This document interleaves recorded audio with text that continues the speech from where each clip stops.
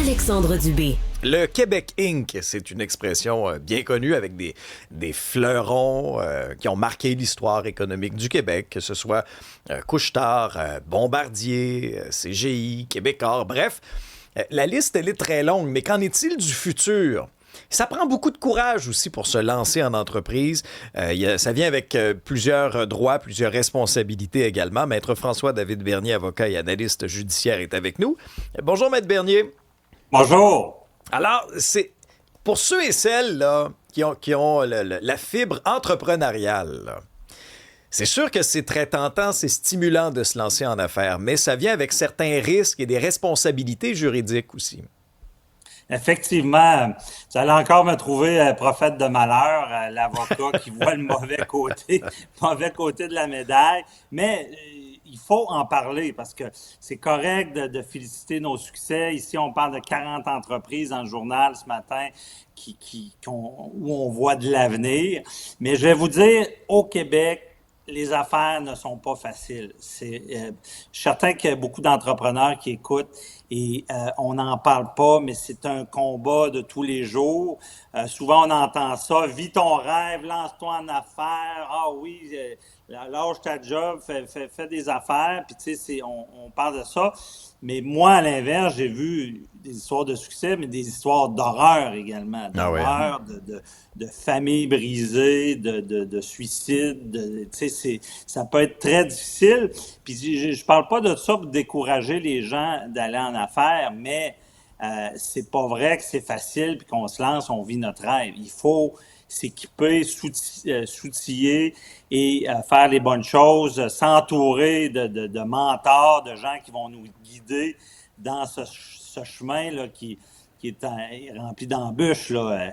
Les DAS, déduction à la source quand vous avez des employés, les taxes qu'il faut qu'ils soient payés chaque mois ou 3 mois, aux années, comment d'entrepreneurs se détruisent en ne payant pas leurs taxes, ça fait plus d'argent dans le compte, mais je vais vous dire, quand que le gouvernement débarque, là, il est plus fort que n'importe quel chef de la mafia, dans le sens que c'est des moyens que le gouvernement de recouvrir l'argent a, qui fait que des fois, l'entreprise a démarré, ça semble bien aller, mais quand ça rentre, là, il y a pas grand-chose à faire pour sauver l'entreprise. Donc, d'où l'importance, Maître Bernier, de bien structurer aussi son entreprise, là. Oui, effectivement. Il faut, vous avez tous on dit Québec Inc. Inc., ça vient de où? On appelle ça des véhicules juridiques. Quand vous partez en affaires, vous pensez à l'époque, là, il y avait le magnat des hôtels Malenfant qui avait démarré des entreprises sous son nom personnel et à un certain moment, il a fait faillite, puis tout est parti avec. Donc, en affaires, il y a des moyens de se protéger, donc de s'incorporer, qu'on appelle. Maintenant, c'est des sociétés, de créer une société par action, qu'on peut être seul dedans ou avec des associés. Et quand on crée ce véhicule-là, théoriquement, c'est une personne juridique distincte. Donc, si la compagnie, c'est pas vous gérez ce corps, pas ce corps, cette personnalité juridique qui n'a pas de corps, vous gérez ça, mais quand il arrive un problème, vous n'êtes pas nécessairement responsable de ce qui s'est passé, puis c'est pas de s'aveugler, puis tout ça, mais sauf dans des cas, exemple, si on ne paye pas les taxes, si on ne paye pas des employés, là, l'administrateur peut être responsable. On appelle ça le voile corporatif, ce qui protège, sinon pas grand monde se partirait en affaires, parce que tous leurs biens personnels pourraient partir s'ils échouent.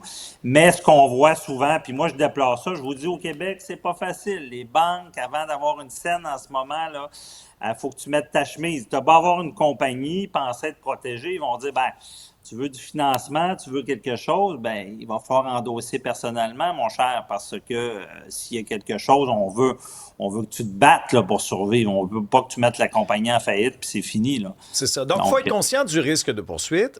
Faut être conscient du risque aussi d'avoir des partenaires financiers, des associés. Et ça, on dit souvent un peu comme en couple. Hein? Faut comme régler les choses avant, quand ça va bien, pour éviter que ça dérape quand ça va mal. Ah, effectivement, ça c'est majeur. Tu sais. Il y a un homme d'affaires américain, il disait, moi, le matin, je me rase dans le miroir, puis je vois tout mon CA. dans le sens qu'il était tout seul dans l'entreprise. Il ne voulait pas d'associés. Non. Mais c'est ça, là, ça, c'est quelque chose. Moi, j'ai vu des chicanes, j'ai divorcé du monde, j'ai vu des chicanes de couple effroyables.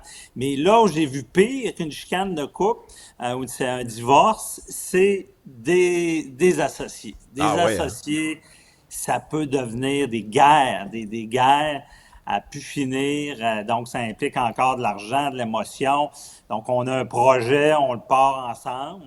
Au début, on se casse pas trop la tête sur qui fait quoi, qui investit quoi. On lance ça comme ça. Et des fois, ça se met à aller bien, puis c'est là que le problème arrive, parce que quand il y a de l'argent, il peut y avoir plus de chicanes, ou ça va mal, puis on ne sait pas trop quoi faire.